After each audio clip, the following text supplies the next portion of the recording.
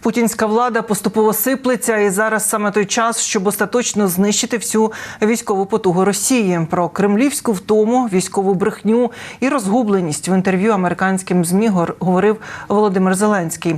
А ще пояснив, чому ЗСУ досі не почали визвольний рух на певних напрямках. Різкі відповіді щодо українського контрнаступу, оцінка ситуації в Кліщіївці від українських бійців і робота Богдани, першої української САУ, яка нині смажить ворога десь на Бахмутському напрямку. Події 498-го дня Великої війни з Росією в матеріалі Олексія Пасака. Кремль посипався. Путін уже занадто старий і не отримує адекватної інформації щодо подій на українському фронті. А ще бункерний карлик більше не може контролювати ситуацію у власних регіонах. Президент України Володимир Зеленський говорив про наслідки Пригожинського заколоту в інтерв'ю CNN. Зауважив, що згідно з даними ГУР, на Росії нині половина людей готова підтримати путінський режим, але інша половина радо б зустріла в Москві найманців із Вагнера. Тож, поки владна вертикаль на Росії поступово розвалюється, Україна має отримати всю потрібну зброю для перемоги над ворогом. Адже саме тому ЗСУ досі не почали нові визвольні операції на певних ділянках фронту. І далекобійні американські ракети могли б виправити ситуацію. Атакамси дуже важливі. Чи це пришвидшить наші кроки вперед? Так, 100%. Тому що на деяких напрямках це нам дасть просто можливість розпочати. В деяких напрямках ми не могли би навіть думати зараз розпочати, тому що у нас просто немає відповідної зброї.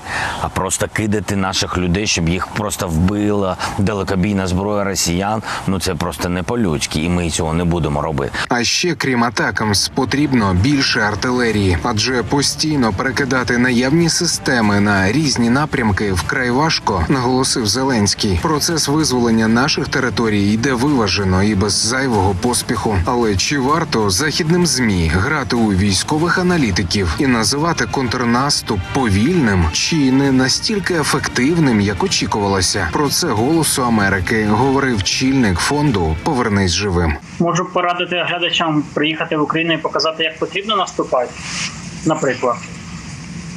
Або перестати давати оцінку тому, в чому вони абсолютно нічого не розуміють. Або нарешті зрозуміти, що та війна, яку веде Україна, в світі не була багато десятиліть. Ми намагаємося мінімалізувати втрати. Але ми просуваємося кожного дня. Можливо, не в кілометрах, а в десятках метрів, але ми просуваємося. І за 1,5 року Україна в цій війні показала, що вона вміє воювати, може воювати і буде воювати. І найголовніше – вміє перемагати. А велика перемога поступово складається з малих. Речник східного угруповання військ ЗСУ Сергій Череватий натякнув, що московитів можуть незабаром взяти в оточення поблизу Кліщіївки, що на Бахмутському напрямку. Про тяжкі бої за цей район уже котрий день скавчить ворожа пропаганда. Чому для ЗСУ важлива Кліщіївка? П'ятому каналу розповів захисник, який воював на цій ділянці фронту. Кліщіївка – це була зона наших інтересів. Ми там пропрацювали більше 2 місяців. Я дуже добре знаю цю місцину. Місцина поганенька. Судячи з того, що я бачу по Діпстеї, то наші заходять зверху з боку Іванівського. І є перевага, тому що коли вони зайдуть за посадку, коли вони виганять звідти орків, наші будуть знаходитися на висоті.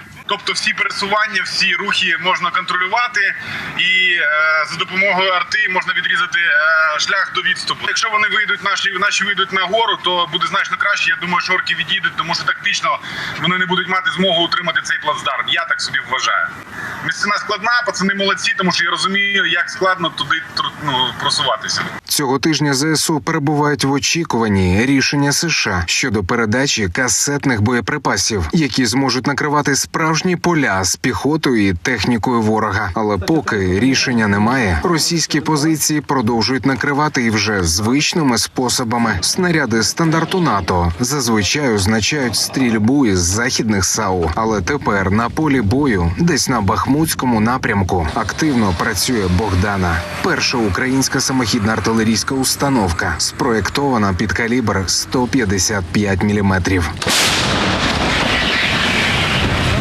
Бойова обслуга Богдани з 57-ї механізованої бригади за лічені хвилини прибирає маскування з гілок та сіток і починає бойову роботу. Кажуть, тішить не лише сучасна автоматика, а й дальність стрільби до 60 кілометрів. Адже зі своєї позиції можуть гатити по росіянах не лише у Бахмуті, а й куди далі. А ще мають відповідь для всіх військових експертів щодо просування ЗСУ. Якщо наша артилерія підходить ближче, отже і наша піхота вже закріпилася на нових позиціях. Буває, чергуємо, там, як планові цілі, типу. От, буває, що інтенсивна робота, по-різному буває. Це залежить не від нас, це залежить від того, як там спереді хлопці там дискотеки устраюють, чи як сказати так. З цього місця, де ми стоїмо, ми набагато далі, ніж Бахмут можемо стріляти навіть звідси. Так. І стріляємо, так. Да.